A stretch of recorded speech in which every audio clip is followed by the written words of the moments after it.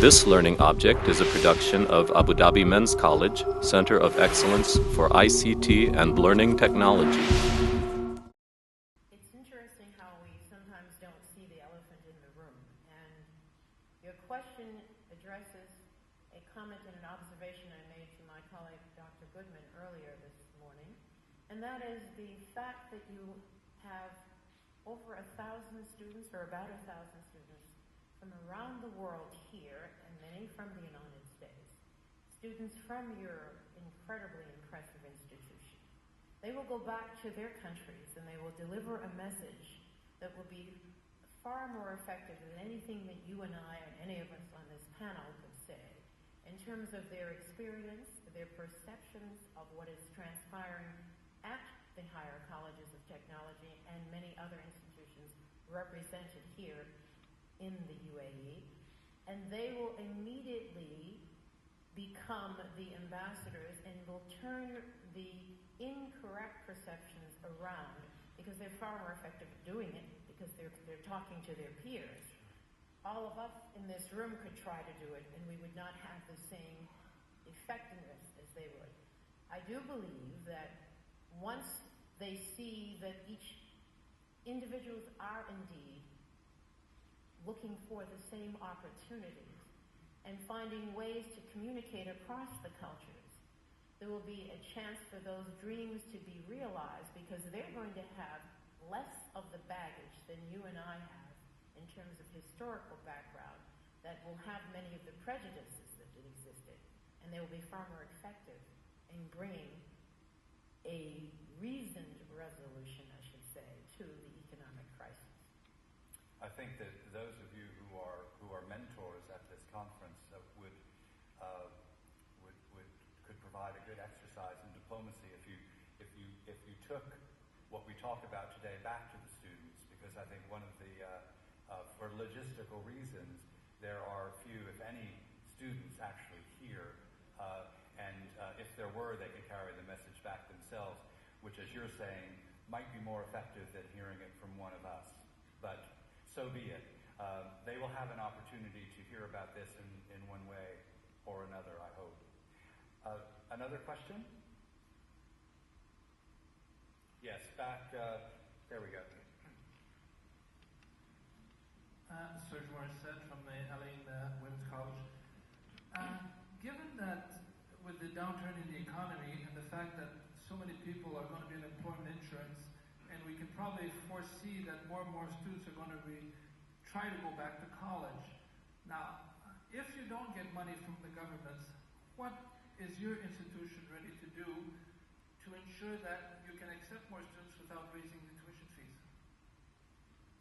I guess that we know who that is. Yes, go ahead, please. Well, I think human beings are essentially tool-making and tool-using animals. And especially, you are challenged in a time of crisis, you're challenged to be more innovative. So the answer to your question would be to adopt a collaborative approach to production of learning materials, to use the powerful tools of information and communication technology to make learning and education more mobile. Let me give you a very specific example. I was part of establishing a university in India which is known as Indira Gandhi National Open University. It started with an enrollment of 5,000 students. Today it has more than 2 million students and is ranked very high by quality assurance agencies as providing quality education to such large number of students. So there is a innovative approach, a collaborative approach, and a cost-effective approach which also provides a user-friendly, flexible mode of learning. So this is one possible response. I'm not saying this is the only response, but certainly in developing countries' context, where the finances are rather limited, this is certainly one that is spreading very rapidly in Asia, in Africa, and elsewhere. Thank you. Charles? Yes, just to follow on the collaboration theme, I think that there are a number of corporations that are working with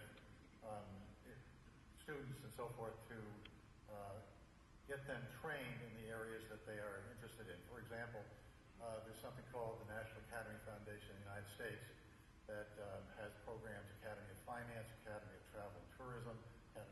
engineering. They're all high schools. They're all in high schools. There are academies within those high schools, and kids take additional training within those areas. But they're very much related to the organizations like the banks, like the insurance companies, like the engineering companies, and so forth.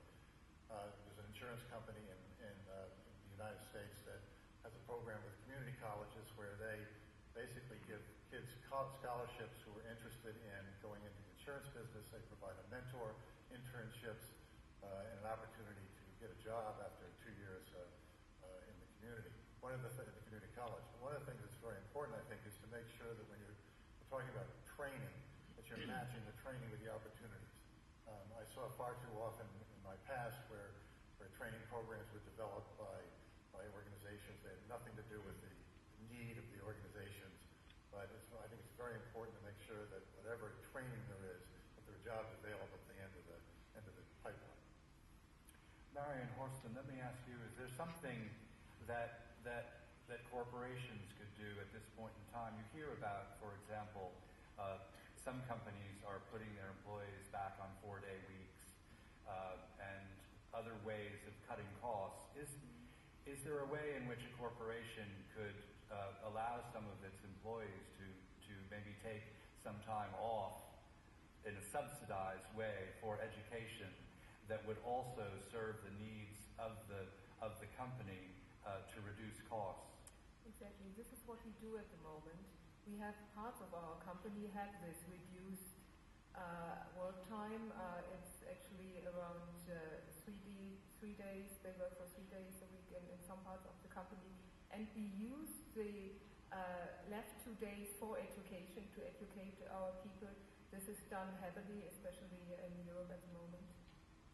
Good. Yes, there is an answer to deal with this crisis, and I think there's a huge opportunity in it, because we need these people. These are our experts, and we have to provide them with a proper education, especially in this time. Interesting.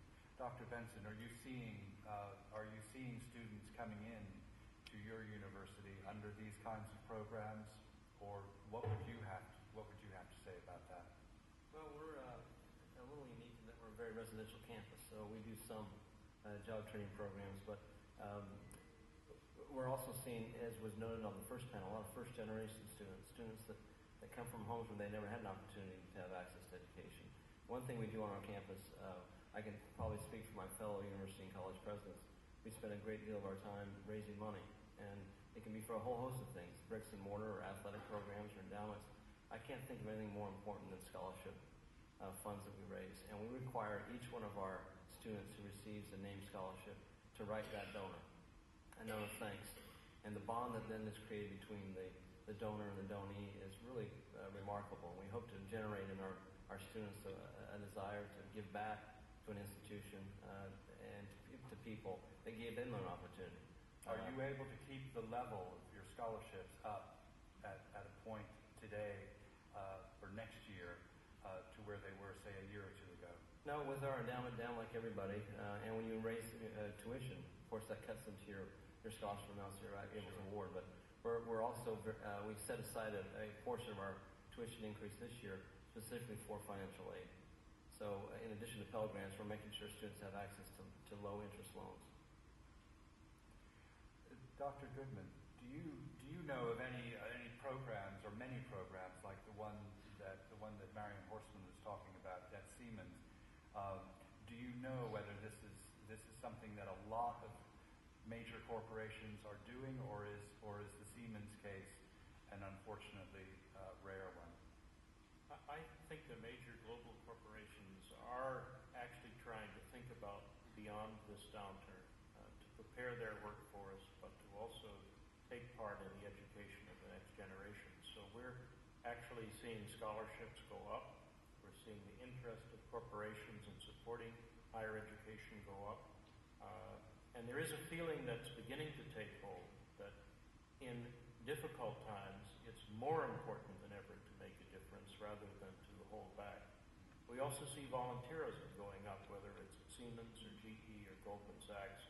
More and more people globally are participating in supplementing education, in volunteering in the community, in being mentors like we are here to your students. in order to get ready for the next wave of growth. And I think that's really the perspective we ought to bring to this downturn. Let's think about where we're going to be and want to be 3 and 5 years from now.